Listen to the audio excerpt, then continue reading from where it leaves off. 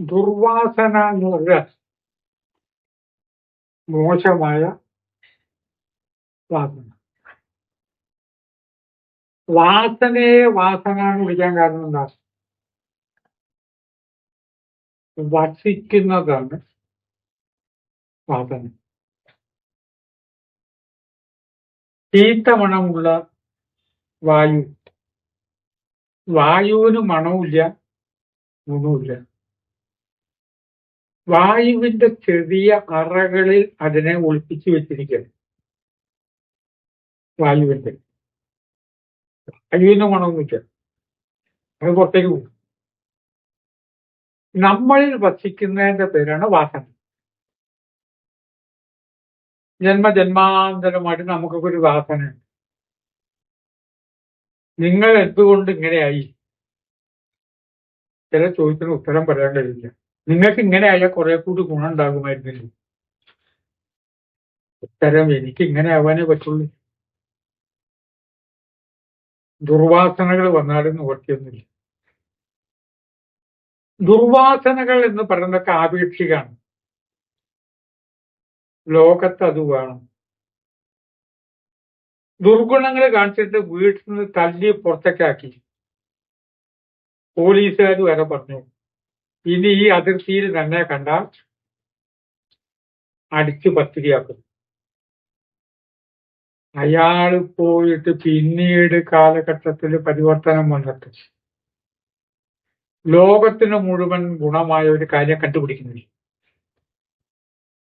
കണ്ടുപിടിക്കുന്ന മുഴുവൻ ശാസ്ത്രജ്ഞന്മാരൊന്നല്ല. ശാസ്ത്രജ്ഞന്മാരെ കണ്ടുപിടിക്കുന്നുണ്ടാവും എന്നുള്ളത് കവിച്ച് ഓരോരുത്തരുടെ തലയിൽ വരുന്ന ഓരോരോ ബുദ്ധിയാണ്. ദുർവാസനകളിൽ ലോകത്ത് ആവശ്യമാണ്. ചിന്തയ്ക്ക് വിടുകയാണ്. അനവധി പേരുടെ ദുർവാസന കൊണ്ടല്ലേ നമ്മൾ ഇവിടെ നിൽക്കുന്നത്, അല്ലേ? അച്ഛൻ കറങ്ങി നടന്നിട്ട് ഒരുത്തിയെ പ്രണയിച്ചു, അവന്റെ വാസന തിരിക്കാം. അതിലത്തെ സന്താനം വലിയ രീതിയിൽ എത്തുന്നില്ലേ? നമ്മളൊക്കെ അങ്ങനെ ജനിച്ചത് ദുർവാസന എന്ന് പറയാൻ പറ്റും. ദുർവാസാവ് എന്ന് പറയുമ്പോൾ അതിനെ ന്യായീകരിക്കുന്നു വേണ്ട. ദുർവാസാവ് ഋഷി എന്ന് പറഞ്ഞാൽ നമ്പർ 1 ചൂടൻ ആണ്. മഹാന്മാരായ അച്ഛനമ്മമാരുടെ പുത്രനാണ് ഈ ദുർവാസാവ്. പക്ഷെ എന്താ ദുർവാസാവ് ഇങ്ങനെ ആയത്? ദുർവാസാവിന്റെ ക്ഷോഭം മുഴുവൻ ഈ ലോകത്തിന് ഗുണം ചെയ്തിട്ടുണ്ട്. ആദ്യം തന്നെ ഗുണം ചെയ്യല്ല. ദാഹം വരുമ്പോ വെള്ളം കൊടുക്കുന്നത് വലിയ കാര്യമാണ്. കുഴിക്കട ബട എന്ന് പറയുന്നത് അയ്യോ ശാവാണ്. അവിടെ കുഴിക്കുമ്പോ വെള്ളം കിട്ടണു, ആ കിണറ്റില് വെള്ളം കിട്ടണു, ആ ശാപ അനുഗ്രഹം. അവിടെ കുഴിച്ചോണ്ടല്ലേ വെള്ളം കിട്ടും. അപ്പൊ ദുർവാസ എന്ന് പറഞ്ഞാൽ ദുർവാസനകളെ വരെ പോസിറ്റീവാക്കി മാറ്റുന്നതാണ് ദുർവാസന അല്ലേ വെച്ചാൽ. ശ്രീകൃഷ്ണനും രുക്മിണിയും കൂടി താമസിക്കുന്ന വീട്ടിൽ വന്നു. പുള്ളിയുണ്ട്, പരിവാരങ്ങളുണ്ട്. VIP-മാരൊക്കെ ആകുമ്പോൾ അവരുടെ പരിവാരങ്ങൾ കുറെ പേര്. ആഹാരം കഴിക്കുന്നതിന് മുമ്പ് കുളിച്ചു വരാം. ശ്രീകൃഷ്ണൻ പേടിച്ചു, കാരണം വന്നിരിക്കുന്ന ദുർവാസാവ്. രുക്മിണിക്ക് പരിഭ്രമത്തിൽ പരിഭ്രമം. എന്ത് ചെയ്താൽ പ്രശ്നമുണ്ടാക്കും ദുർവാസാവ്. രുക്മിണി ചോദിച്ചു, അങ്ങ് എന്താണ് കഴിക്കുക? ഇന്ന് കഴിക്കാൻ വേണോ പായസം? കണക്കരുത്, നല്ല ചൂടോട് കൂടി തരണം. ആശ്വാസം. പേടിച്ചിട്ടാണ് ചോദ്യം. ദുർവാസാവ് യമുനാ നദിയിൽ കുളിക്കാൻ പോയി. ഇവിടെ രുക്മിണി പായസം ഉണ്ടാക്കുക. ടെൻഷനോട് ടെൻഷനാണ്. എന്തായാലും ദുർവാസാവ് ചൂടാൻ വരും. ചൂടായാൽ ശപിച്ചാൽ ബന്ധുവാണ്. ശപിക്കാനുള്ള ശക്തി കിട്ടുന്നത് ഇവരിൽ നന്മ ഉണ്ടായിട്ടുണ്ടല്ലോ. അങ്ങനെ ചൂടോടുകൂടി പായസം ഉണ്ടാക്കി. വന്നു കൃഷ്ണൻ. എന്ത് ചെയ്താലും പ്രശ്നം ഉണ്ടാവാതിരിക്കാൻ വേണ്ടി നിൽക്കുകയാണ്. നമ്മളൊക്കെ അങ്ങനെ നിമിഷങ്ങളുണ്ട്. ചിലവരുടെ മുമ്പിൽ ഒരു പ്രശ്നം ഉണ്ടാവരുത്. അവര് വായോണ്ട് എന്തെങ്കിലും പറഞ്ഞാൽ നമ്മൾ കുടുങ്ങി മേലുദ്യോഗസ്ഥനാവും. ഇയാളെ ഇന്നോടത്തേക്ക് വിടും, കാസർഗോട്ടേക്ക് ട്രാൻസ്ഫർ ചെയ്യും എന്ന് പറഞ്ഞാൽ കുടുങ്ങിയോ? ജീവിതം കഴിഞ്ഞിട്ട്. പായസത്തിന് നല്ല ചൂടുണ്ട്. കൃഷ്ണനെ അടുത്തിക്കട് പിടിച്ചു. ഈ പായസം കൃഷ്ണന്റെ തലയിൽ ഒഴിച്ചു. ഇത് കേൾക്കുന്ന ആർക്കും തോന്നും ഞാനൊക്കെ ആവണമായിരുന്നു.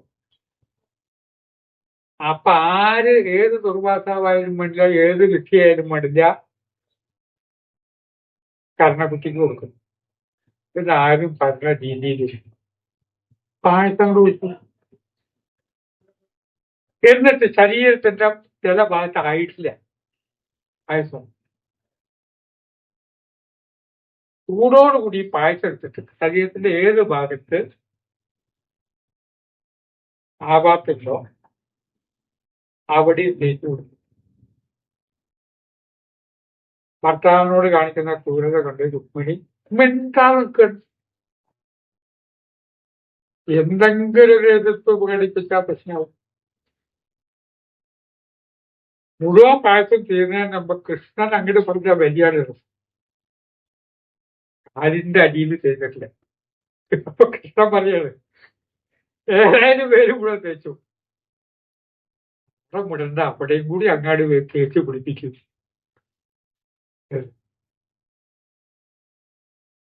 റോസാവ് മറുപടി ഒന്നും പറഞ്ഞില്ല, അവിടെ തേച്ച് പിടിപ്പിച്ചില്ല. കാലം കഴിഞ്ഞു. കഥയുടെ വലിയ അവസാനത്തിന് കൃഷ്ണൻ പോയിട്ട് കുളിച്ചിട്ടുണ്ടാവും. നദിയിൽ അതിൽ കുളിച്ചിട്ട് ഈ പായസത്തിന്റെ ചിലയിടത്തിലൊക്കെ പൊള്ളിയിട്ടുണ്ടാവും. അതിന് വേദന വന്നിട്ടുണ്ടാവും. മരുന്ന് എന്തെങ്കിലും പറ്റിയിട്ടുണ്ടാവും. കാലം കഴിഞ്ഞു. ഈ ദുർവാസാവ് ചെയ്ത ഈ കാര്യം അനുഗ്രഹമായിരുന്നു. കാരണം ആര് അസ്ത്രം ചെയ്താലും കൃഷ്ണന്റെ മേലെ കൊള്ളില്ല. ദുർവാസനയാണ്, ദുർവാസാവാണ് പലതും നമുക്ക് ഗുണം ചെയ്യും. ചിലപ്പോൾ ചില നൂറ്റില്ല ചില ഭാഷ നമ്മൾ പഠിക്കും, പിന്നീട് അത് ഗുണം. മഹാഭാരത യുദ്ധം നടക്കുമ്പോൾ അമ്പ് കൊള്ളാത്തവരുണ്ടോ? ഈ കൃഷ്ണൻ എന്ത് കണ്ടിട്ട് തേര് കളിച്ച്? കൃഷ്ണന്റെ മേലെ എത്ര അസ്ത്രം കൊള്ളതാണ്. അർജുനന് പിന്നെ തടയാൻ പറ്റിയ അസ്ത്രങ്ങളുണ്ട്, എന്നിട്ട് വരാൻ. കൃഷ്ണൻ നിരായുധനായിട്ടാണ് ഇരിക്കുന്നത്. ഒന്നും കൃഷ്ണന് സംഭവിക്കാതിരിക്കാനുള്ള കാരണം ദുർവാസാവിന്റെ ഈ ദുർവാസന തന്നെ. നമ്മുടെ ജീവിതത്തിലുള്ള ചില കയ്പേറിയ അനുഭവങ്ങളുണ്ട്. വളരെ കയ്പേറിയ അനുഭവങ്ങൾ ഒക്കെ നമ്മുടെ ജീവിതത്തിലുണ്ടാവും. എഴുത്തുകാരെന്ത് ചെയ്യുന്നറിയും?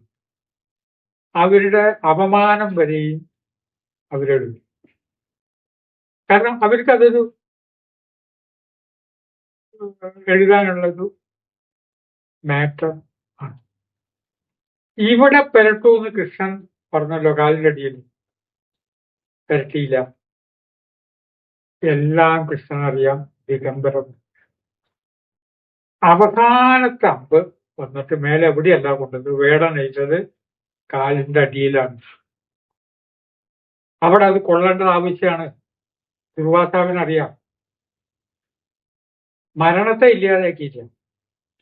ദുർവാസാവ് വേണമെങ്കിൽ അവിടെയും പറ്റാം. മരണമുണ്ട് എവിടെ? മേലെ അസ്ത്രം നിൽക്കില്ല, കാലിന്റെ അടിയിൽ. അവിടെ തന്നെ അമ്പെയ്തു കൃഷ്ണൻ. ആ അമ്പെയ്ത സ്ഥലമൊക്കെ ഉണ്ട് ഇപ്പോഴും. സോമനാഥം ക്ഷേത്രത്തിന്റെ അടുത്താണ് കൃഷ്ണൻ ദേഹം ജയിച്ച സ്ഥലം.